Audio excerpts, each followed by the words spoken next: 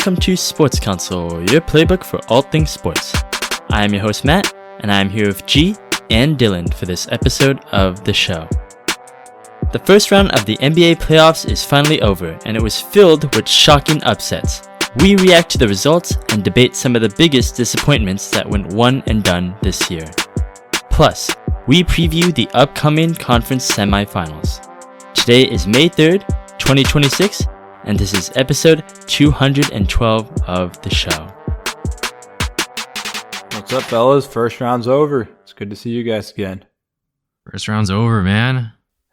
I think it was much longer than we expected, honestly. I think this Lots is of the game most... sevens. Yeah, most game sevens in a round Some one shockers. since some year. Yeah, very, very weird first round. I remember 2-3 weeks ago we were saying this was a fairly predictable start to the playoffs, and I don't think you should go back to that episode because most of our predictions were not great there. No, they were not. But I was just telling the guys I have a much better read now since I've actually watched a lot of the games now. We expect 4 for 4 this time. Everybody. Yeah, I'm almost guaranteeing it. Okay, well, we have a lot to cover here. We are Sports Counsel. This is our podcast. And G, where can the people find Sports Counsel? That's a great question, Matt. I'd love to tell them. So they can find us on all their favorite social media apps, Twitter, X, Instagram, Threads, Facebook, TikTok, YouTube, whatever it is. We're on it, and we have the same handle for everything. It's sports_counsel. One more time, sports_ and then a counsel. So it's very easy to find us. Make sure you go ahead and follow. And make sure you interact with all our tweets. Come and ask us questions there. And if you even want to, you can go ahead and join the Discord. That's the link in all of our bios for those social medias. Go ahead and join that as well. It's free, and it's a nice place to come and chat, talk about things. And then eventually, the Listener League is coming around. So if you're interested in joining that too, that's where you're going to have to join first. So make sure you're up to date with everything there. It's sports_counsel. Yep. Definitely sports_counsel. Follow, join our Discord, react to all the NBA playoffs with us. Big announcement as well. We want to, for the first time in Sports Counsel history, I know we just said episode 212, so we have been here for a while, but this is the very first time we have merchandise. We have Sports Counsel merchandise for the very first time. We finally designed our shirt. It is beautiful, I must say. Helped design it myself. Got input from all the guys here. And if you want to order a shirt, check the Discord, check our social medias. You'll find an interest form in there, and you can get your own shirt. Just enter all your information that you need, and we'll make sure to hit you up with it. So it's a beautiful shirt, so definitely check it out. The most beautiful shirt ever. Exactly. No takebacks. I guarantee resale value goes up. It's the first ever shirt. If you get in the first edition, first shipment, it's a priceless. I'll sign it myself. It's the first sign it and ruin the shirt. Instead of the price going up, it goes down. It goes under retail.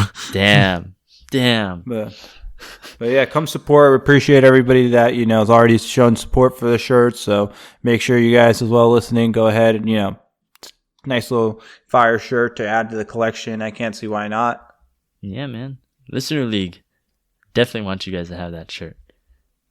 Pull up to who the knows? draft Maybe event. who knows? Maybe if you win the Listener League, you might get one. Who knows? But enough plugging ourselves here. Let's get to the topics at hand.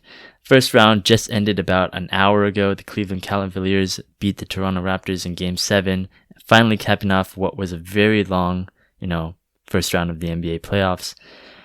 A lot of things did not go how we expected. I think we kind of already covered that. And, I kind of wanted to get a little bit of an autopsy, I guess, of the first round. And I think the biggest thing and the biggest theme that I kind of felt when it came to this, at least last weekend, was disappointment, right? I felt like there was just a lot of teams that we expected to play a lot better or perform a lot better in these playoffs, and they did not ultimately come up to terms. So I want to get your guys' opinion. Who did you think ultimately was the biggest disappointment so far in the playoffs? I mean, for me, it's one team, and it's the team that blew their biggest opportunity. I would say the easiest opportunity. And that was the Denver Nuggets, who lost to the Minnesota Timberwolves. With the injuries the Timberwolves faced throughout the series, we already knew Ant was coming in injured, so you felt like they already had the upper hand. You have a lot to play for as this team's eliminated you already previously. They're kind of like known to own you guys. There's like kind of a narrative of that, right? So, there's already so much reason to kind of go in with your best foot. And it felt like Rudy Gobert versus Nikola Jokic. How could that not be, in the favor of Nikola Jokic? And I think, being the biggest surprise was Rudy Gobert clamped up. Really just showed why he, is going to be a future Hall of Famer. It's just crazy, but, wait, he's destined. What? He's going to be a Hall of Famer. Yeah, dude. He's going to do it, bro. I mean, technically, I think you're right, but... Yeah, but I think they were just, once Ant's gone and DiVincenzo's hurt, and okay, AO still has 46. And even after that, he gets hurt. You're looking at a team that's just depleted of, capable guys. And you go out game 6 and lose to Terrence Shannon Jr. and Mike Conley and, Jaden McDaniels. Who needs KD? We got Jaden McDaniels, right? So that's just a blown opportunity. You know what I mean? Especially because you had a chance to make it all right if you could just capitalize on the other team getting injured, which you don't ever want a team to get injured, but it's a situation they dealt with. And I feel like they had a chance to like, okay, we've kind of blown the series so far, but we can just kind of work it back if we just beat these guys with nobody left on their roster. But they didn't come to play. And I think did you mention no Dante DiVincenzo, right? Yeah, right. And he got hurt. Yeah, I definitely did. But yeah, it's just unfortunate. Like, how do you not capitalize on that? So I know other teams have lost. Like maybe they were better seeding and they had more talent or whatever, weaker teams they played. But it's just like on paper, like even though, Anthony Edwards was there when they took the lead of the series, you had an opportunity to still come back and take it, Mm-hmm. I think I remember watching, there's a clip on Reddit where I think it was the last game of the series, and Jokic was trying to pass it to Christian Braun in the paint for him to lay it up, but he ran back out of the paint and passed it back to Jokic. I was like, what are you doing? But yeah, it was kind of disappointing watching that series because I really thought you have Jokic, you have Murray, but they kind of both severely underperformed. And going to this season, there were a lot of talk saying this is the best supporting roster for Jokic, but even with that roster, it just fell way below expectations. Yeah, and I think that, first of all, I think it was super disappointing, first of all, that Denver didn't even get to Game 7. I honestly thought they at least could get to a Game 7 and make it a toss-up. I know they were down 3-1, and then Edwards and DiVincenzo got hurt in that Game 4, and and then they blew them out Game 5, so it's it was severely undermanned. We already had them as the favorites even before all those injuries. And, to be able to not even capitalize after, that's super disappointing. I think in terms of biggest disappointment in the playoffs, I think that's Denver for sure. Houston, personally, I want to just play devil's advocate here. Houston, I think, was also my biggest disappointment of the entire season. And we also kind of expected them to win this playoff series. When we would go back to our predictions a couple weeks ago, we had Houston. All 3 of us had Houston. We thought they would beat an undermanned, Lakers team without Luka, without Austin Reeves, with Bronny playing minutes in a playoff game. They should have it in the bag, right? Well, we didn't know about the Kevin Durant injury. I know that's kind of, biased to say afterwards, we should have known the Lakers, or we should. The thing is, it's hard. The thing is that KD got hurt, and they still lost that game that he was playing, and then they actually looked much better in 2 games without Kevin Durant. And I think that's the weirder thing, is that you get Kevin Durant, he's supposed to be your scoring guy because last year you couldn't score enough points, so you get a scoring guy like Kevin Durant. But in classic KD fashion, everything's going wrong there. He's criticizing his teammates through burner accounts, and the whole thing is getting to a point where I feel like it's a little toxic. If you were to talk about a team that has disappointed from expectations to start the season to now, I feel like it's the Rockets, because now if you're a Rockets fan, it's what are we at this point? Are we going to keep Kevin Durant? Are we going to run it back and do the same shit? Is Ime Udoka is even capable of running an offense in the NBA? I don't even know. He was also Ime Udoka was also throwing his players under the bus during the playoff season. Playoff series, which is crazy to me. And I feel like that doesn't instill confidence to such a young team like the Rockets. Yeah, I just don't know what the identity was. You know, the Fred VanVleet injury, feel like, happened during the offseason, and they never recovered from it, which is, an organizational kind of failure, in my opinion. You have a guy that, you relied on to be your point guard. He got hurt, and you not once throughout the season thought about, hey, let's figure it out. Because you never liked Reed Shepherd, right? He was never your point guard. He wasn't there to be your point guard. So why not find a different point guard option? And I feel like that's just like, and then we saw what happened with KD out there. He was getting hounded and really just looked out of sorts there.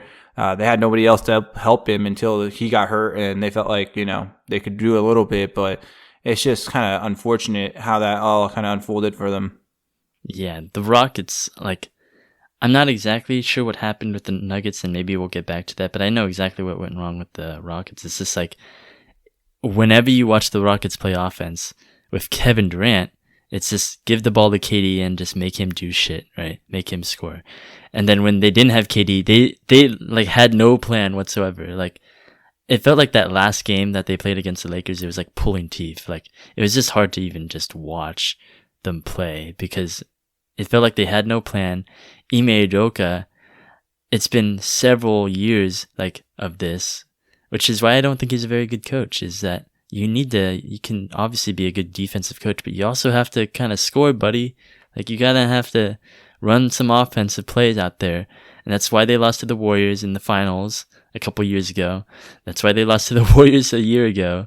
And that's why they lose to the Lakers here. It's just, eventually you gotta run some offensive sets. And I feel like they never practice for that.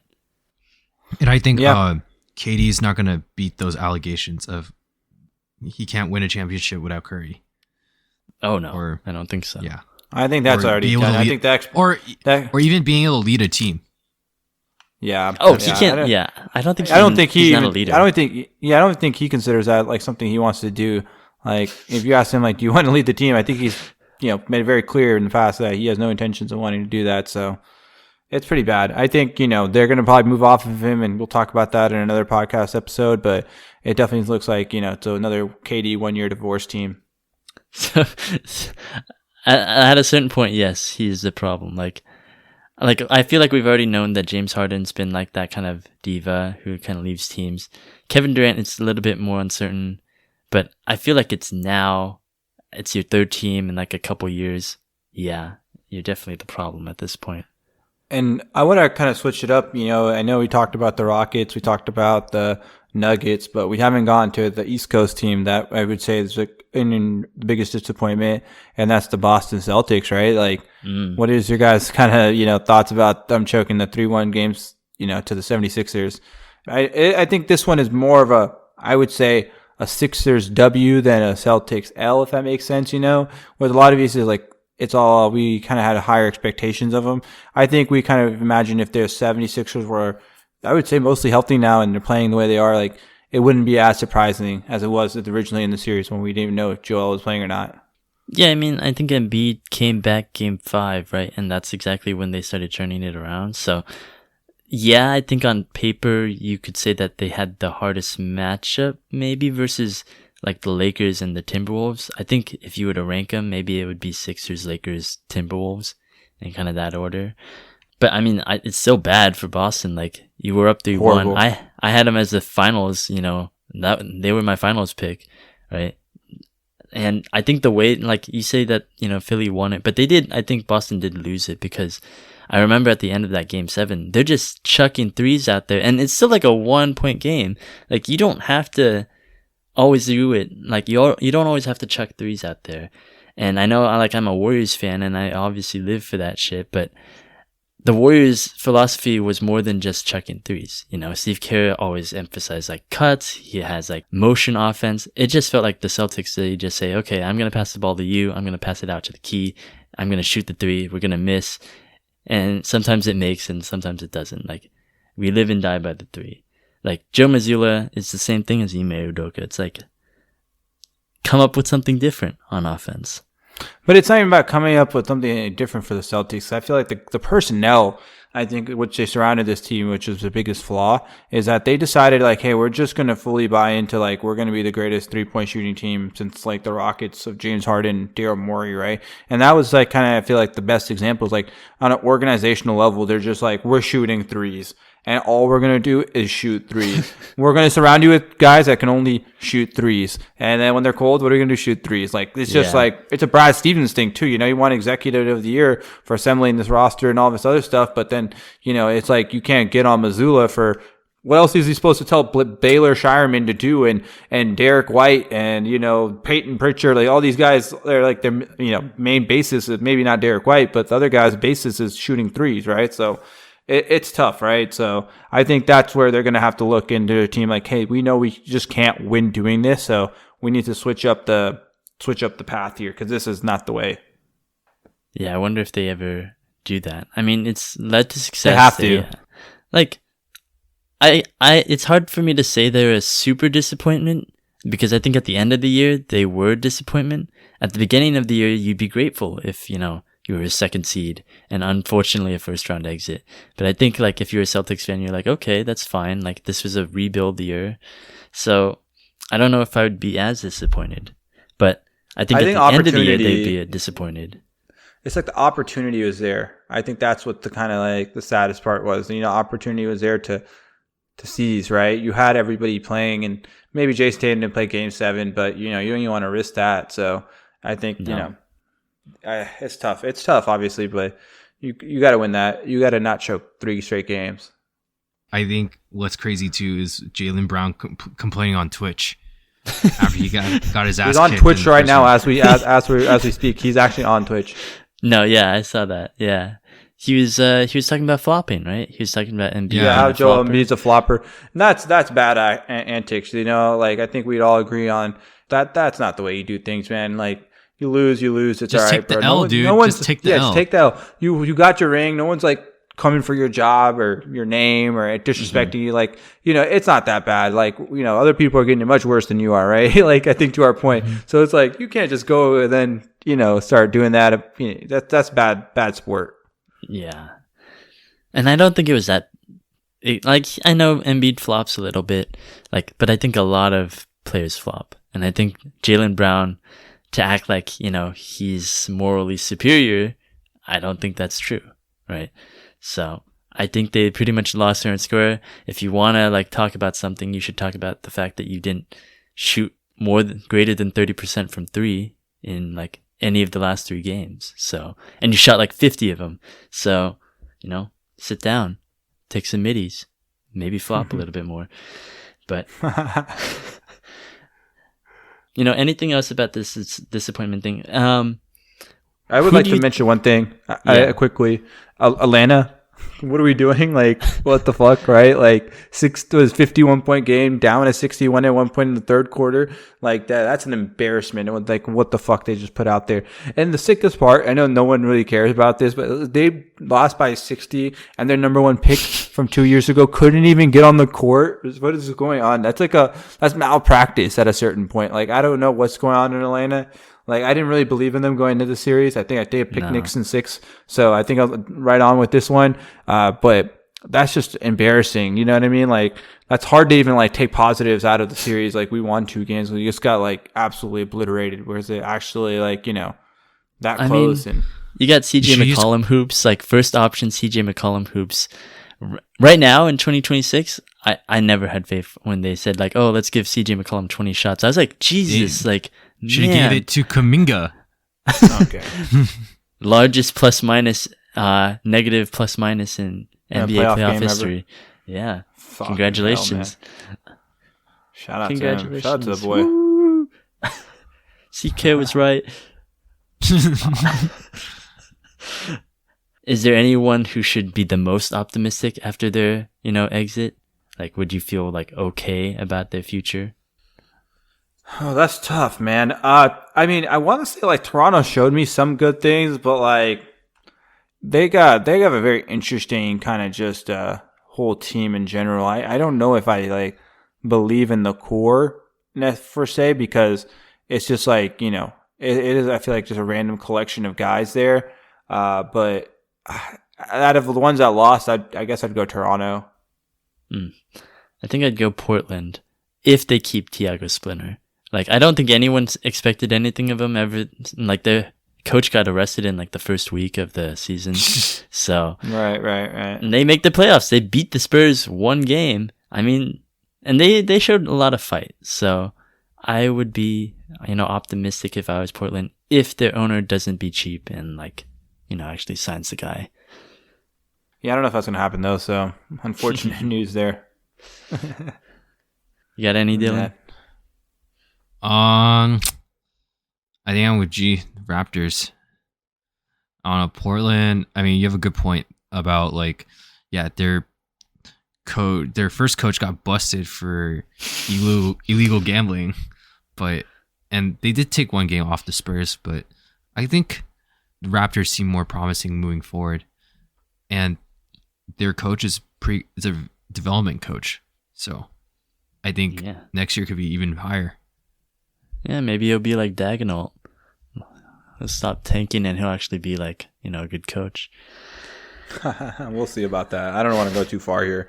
Let's just move forward. All right, enough talking about the losers. Let's talk about some of these winners. 16 become 8. We're at the conference semifinals, starting to get a little bit more intense. I honestly don't know how you can get more intense than, 3 game 7s.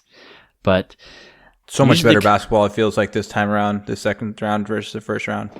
I feel like everybody at least has a chance, except for maybe one team, but maybe 2 teams. We'll see how it goes. But I think, we usually see like, okay, 8th seed versus 1st seed. They usually don't have a chance. But, surprisingly this year, I mean, Orlando is honestly pretty shocking. I did not expect them to get to 7. Yeah, that's pretty crazy. Yeah. All right, but let's talk about this first series here. It's going to start tomorrow already. The New York Knicks, 3rd seed, versus the 76ers, 7th seed. Interesting, I'd say. I don't think these teams have played in a playoff series against each other probably this is in a lit, very though. long time. This is great basketball. I'm so excited for this series just overall. Like, I'm not going to give my prediction yet, but I don't know how familiar you guys are with the Cat and Embiid history. Oh, it's beautiful. Please enlighten us. I don't man. remember this at all. So this is back when Cat was on the Timberwolves, and he played, I think it was in Philly against Joel. And I'm not sure what led up to this, but there was a bunch of shenanigans throughout the game, essentially, right? And at one point, these guys literally got into like this wrestling match, and it's a picture where, like after the game, this man, Cat goes to Twitter, starts posting the picture like Joel crying after the playoff game, and then there's like, if you read the comments in there, Joel's in there just paragraphs of hate and stuff. It's so funny, bro, and it's so perfect, like, because there's no shot Cat can guard Joel Embiid. He's about to get killed. Embiid's the biggest factor, I think, in this game. Was Cat being right? zesty with Embiid? I mean, I don't think so. I think he's always zesty, but not more than regular, I would say. No shenanigans there. Yeah. Embiid, I think, is the biggest factor. Obviously, we saw him be great in the Boston series. Like, I'm pretty sure he was the biggest turnaround, obviously. So I thought he knocked knees though in like that last quarter. So I don't know if he's gonna get hurt again. I don't know if his body can stand another series at this point. He just got back from like appendectomy, so which is also not like the most like, it is not an uncontrollable like kind of injury, so you can't really do anything about it. Where like, other injuries he's had is kind of from actual playing basketball. Yeah. You can't blame him for this. But yeah, I mean, I think the strategy, first of all, if you're Knicks, like, don't you feel like this is the easiest path to the Eastern Conference Championship? Like, you should be representing the finals at this point because you got the Pistons, you got the Cavs, both of which didn't look great in a 7-game series. And then the Sixers just came out of a 7-game series. You're the only one who did not. Right. So it's like, Boston's out. Pacers aren't here, so who else is there to claim your crown? I mean, I'm feeling great about my pick right now. I had the Knicks to make the finals, and because I did, I'm going to continue with them here. I got the Knicks to beat the 76ers in the game 7. It's 100% going 7. I just this is one of those series where every game is going to be kind of just narrative. Everybody's going to be going crazy. The streets of New York are going to be going wild. The streets of Philadelphia, there's going to be insane. I think Knicks pull it out, though. I trust him. And in a 7-game series, I just trust Jalen Brunson more than I can trust Embiid kind of being there for 7 games, unfortunately. Damn. If I knew Embiid was getting 7 good games or like could play a best of 7 guaranteed, all good to go, I'd pick the Sixers. But I just, because I can't, obviously so no one can guarantee me that, I'm just not going to. You don't think Embiid's going to bully Cat?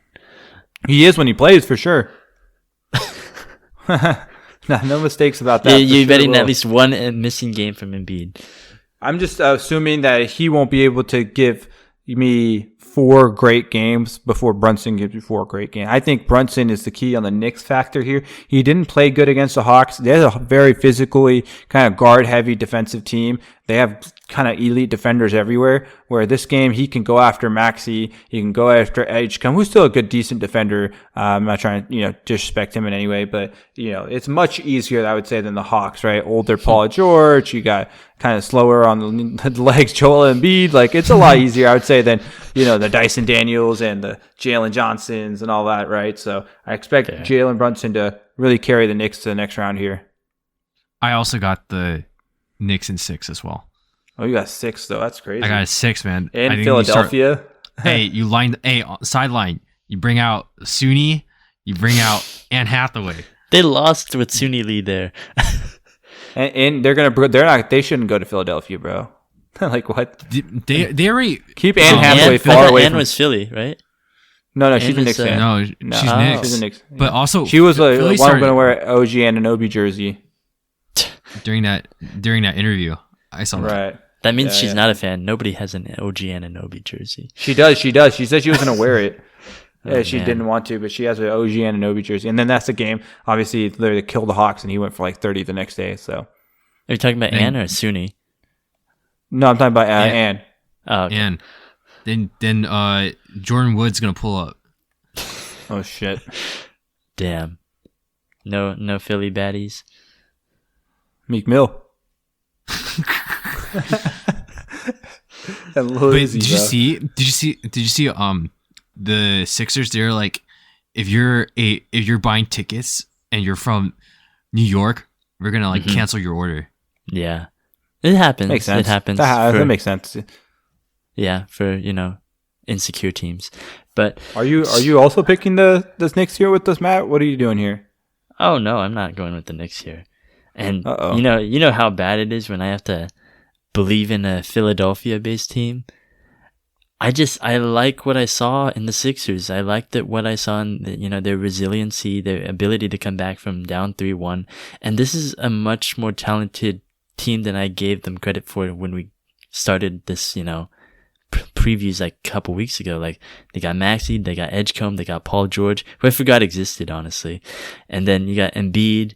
Like, I think they can all score, and I think they're all very, they were all very good. I think the Knicks are a little bit harder to guard than the Celtics because they're not just going to be shooting, threes the entire time. But I think that if Embiid can obviously bully Cat, and I think if you can attack Jalen Brunson, who I do think is the key, but I think defensively, if you attack him, Maxey is going to kill him, bro. Yeah. So, I wonder if Nick Nurse, I think, is a very good coach.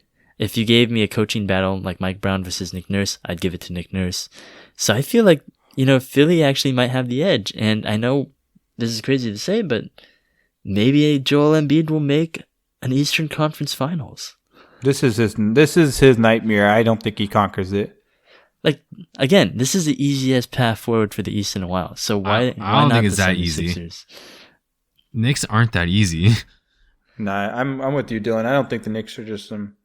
I'm not saying it's a sweep or anything, but I'm gonna go with the Sixers in 7. I'm gonna go with Embiid fade away buzzer beater. I don't think Embiid. Do you think Embiid's gonna hold his body's gonna hold up for 7 games? They're just gonna have to shoot him up with everything they got. Hey man, we'll see what happens. It's just a good basketball. This might be Andre Drummond and just reconstruct him with Andre Drummond's legs and stuff. He'll find a way to mess it up. Philly doctors. Oh man. Well, this is going to be a good one, though. This is finally some Eastern Conference basketball that feels like, it's going to be good. I don't think there's too much of that in the first round besides the Sixers Boston series. Yeah. Okay, let's go to the Spurs and the Timberwolves. Feels like a very big mismatch on paper. Spurs, obviously, they dominated their series 1-5. The Timberwolves, I feel like they pretty much beat Denver in convincing fashion in all the wins they had, but a little bit shakier, and obviously Dante DiVincenzo's out for the series. Anthony Edwards, it's questionable on whether he's back or not. I don't know what Ayo Dosunmu, I don't know what's going on with that. But, I mean, it's a good Spurs team with everyone healthy, playoff aspirations, Victor Wembanyama versus very injured Timberwolves. Yeah, it's not going to be fair, man. This is going to get out of hand. If Anthony Edwards can come back, I think they're saying game 3 or 4, right? Maybe at the best. They're not going to be even close in those first games. It's going to get pretty ugly, I think. I'd give it to Spurs and maybe 4 or 5, man. This just comes down to when Anthony Edwards comes back and how much he can give you. And it's just weird because I really don't want to severely doubt like the Timberwolves because that feels like the dumb thing to do right now because it's just like, sure, on paper, they're not impressive roster-wise with the injuries, but it's just like when these guys are clicking this much, it's just like, part of me just doesn't want to doubt them. Like, they've been here before. They made the last 2 Western Conference Finals, basically the same way. No one believed them. I mean, every round there, we kind of said, oh, the Timberwolves are not that better than this team, and they beat the shit out the Lakers and Nuggets. They do it consistently, right? So, I don't know. Yeah. I mean, I think the difference between Denver and San Antonio, obviously, is that I think San Antonio is much better in terms of defense, right? I think you can overcome some of the deficiencies when you don't have Edwards and DiVincenzo, when Denver just lets everybody score, right? Like Jaden McDaniels said, they're all bad defenders, right? So, like Jaden McDaniels was able to pop off. Terrence Shannon Jr., like you said, popped off. Like, it's easier when you're going up against a bad defense. And I don't want to, disrespect the Timberwolves at all. And I do really think that they are playoff risers, and they always meet the moment in the playoffs. But San Antonio is a superb defensive team. Like, they got Castle, they got Fox, they got Harper. That's a really hard guard rotation. And then you got Wembanyama, obviously. He's just a menace. Like, no one's scoring near him. So it's a much harder proposition, right? So then it's like, who's going to score for Minnesota then, right? McDaniels? And then I don't know. Who's That's what I'm score. saying. Those first few games, you're going to have to basically punt them and hope that when you come back, you can just kind of take the series over with Ant, right? Yeah. I don't know how much he's got, though. Yeah, I don't know, man. Because he has a hyper extension, right, on his knee, right? Mm-hmm. Yeah. Is that related to the runner's knee, or is it like a new? No, he got a new injury. He landed weird on his knee coming down from like a rebound or a layup or something. Yeah. So I mean, playoffs are about attrition more than anything else. It's about who's just available, and if your best player's not available, it's very hard for me to pick you, right? So I mean, I'm gonna go with the Spurs in 5 here. Okay. Yeah, I think I'm right there with you. I'm going Spurs in 5. I'll give if Ant comes back in game 3 or 4, I'll give him an extra game. Out of respect. I think it's hard to gauge injuries because I didn't realize how long the first round was, and that gave time for Austin Reeves to come back. Edwards came back, Embiid came back, and I think that kind of messed up our projections. This time, like the second round, they usually make it like really short. Just like with Steph, like last year, like Steph couldn't come back from his injury because the series was basically in a week. So, second round is usually a lot shorter. So it's harder to predict. Like maybe injuries will take longer actually than usual. Yeah, I think speaking of injuries, it's unfortunate some of these series where we're gonna kind of be able to see. Because there's guys injured, right? I feel like if Ant and Dante were healthy, or with the Lakers series if Luka was playing, like, oh man, some of these series would be like really just like even much more, lively. Yeah. All right, let's go back to the East. We got the Pistons, we got the Cavaliers, both Eastern Conference Game 7s just happened today. So both got to be pretty tired at this point, and they're going to go off in an not even Not a chance? You I saying think basically Knicks all the way? They're both. Yes, Knicks all the way. Yeah, dude. Oh, Pistons, man. Cavs. After watching their first round performances, it's like a playoff mid-off. Yeah, this is dog shit basketball. This is what I was talking about with the East. Like, and if you watched either of these series, they were so bad. It's just someone had to win them. Like, The I don't Magic know, were dude. really bad. Like I gave them the some credit Raptors were earlier. horrible. We're talking about opponent shit off now. Yeah, they're both terrible. But the Raptors, I felt like at least they could score at home. Like the Yeah, Magic, I mean- they just never scored ever. They didn't score at home, and that's why they were here. Like in this point, like Game 6 was like probably the worst performance they've ever had, like in a very long time. They didn't even score. Like they had 60 points, I think, at the end of the first half, and they only had less than 80 by the They had end of the 19 game. in the second half. Yeah, Yeah. insane. Jesus. Yeah, Pistons, I don't even understand how they got to that point, like down 3-1. Cavaliers, it was kind of like a fluke, honestly. I thought they should have won Game 6. So, yeah. I mean, I feel better about the Pistons than the Cavs. I don't know why. No, I feel better about the. No, I feel much better about I the feel better better Cavs. Cavs. I'm with G. I Okay. think for me, it's just the Pistons. Like, they don't have a secondary scorer after Cade Cunningham. It's like, Mhm. especially now, like with playoff tape from the first round, they already know how to stop. I would rather stop Cade and just let the others be like, all right, beat us. I dare you to beat us. Yeah. And I think Duran's going to continue to struggle too, especially with the matchup. I think that's a big thing here. Duran's going to be going against Mobley and Jared Allen. He struggled just against Wendell Carter. Like, it's going to be hell for him this series. I think that's the biggest factor. I think Duran has to be that secondary scorer. Like he can't disappear like he did last time because I think the Cavaliers, man. like they're obviously a significantly better offense than the Magic. So yeah, I do agree. You do need a secondary scorer. I think it also comes down to the role players. I think Cleveland today, they had 6 players in double figures. So if they can all get hot like that again, like Strus and, Harden and who else is there? There's just more guys I trust in Cleveland, when I'm looking at the roster, and it's just more guys that have been here, done it, all the things that matter in the playoffs, right? I mean, this is still a shit off. I still have Cavs in 7. I don't want to make it sound like the Cavs are winning in 5. This is still James Harden in the second round of the playoffs. I'm sure he'll find a way to absolutely disappoint his team. I honestly was surprised they even won James Harden tonight. I don't know how well he did. I think he had like 5 made field goals, maybe. So, but Huge. I'm still going to go with Detroit. I'll be a contrarian here. I think it's Detroit in 7. I want to believe in Cade, and maybe it's not based on any logic or anything, but I think and I hope that Duran will get better, and I think Cade is very good at what he does. I haven't been very impressed with Donovan Mitchell either so far. So He's due, man. He's a big time playoff riser. So I feel like he's kind of the guy I can count on. When I look at this series, I still think he's the best player in this whole series. I know maybe that's controversial because Cade's the All NBA guy this year. Yeah, I think Cade right now had the better season, but when it comes down to the playoff basketball and the guy I trust to get it done, give me Donovan Mitchell. Dylan, what's your prediction? I say I wrote Cavs in 6, but now I just, after what we talked about and what I said earlier about Pistons being mid and Cavs being mid in the playoffs, I'm gonna dumb it down to Cavs in 7. Dumb it down. Yeah. So both teams are gonna be stupid. Okay, yeah. I mean, watching them was kind of like you want to like douse your eyes out with bleach. Jeez.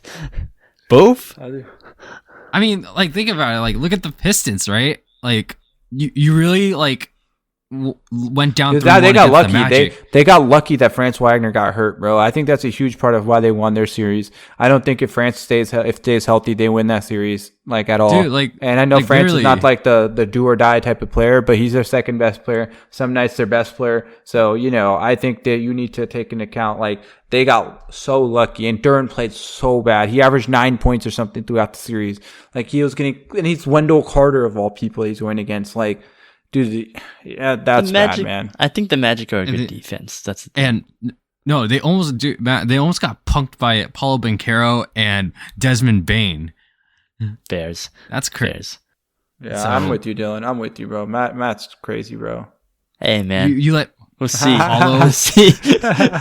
we haven't had a damn thing. I think if anything, we're consistently inconsistent. So we'll see what happens with these. Yeah. Well, I think one thing is we're all going to be consistent is this next series. The number 1 seeded Thunder versus the number 4 seeded Lakers. Oh, man, dude. This is one where the only way we're going to be wrong is if Luka comes back, and I don't think that's happening anytime soon. I don't know if you guys have heard anything that you guys want to share. I don't think if Luka No. comes back, with Kyrie, like it doesn't even matter. Like if he brings Kyrie, No, along it does with him, matters. It matters. LeBron- Don't do that. if LeBron Luka's a puts- top 5 takes basketball player, steroids, man. right? Luka comes back.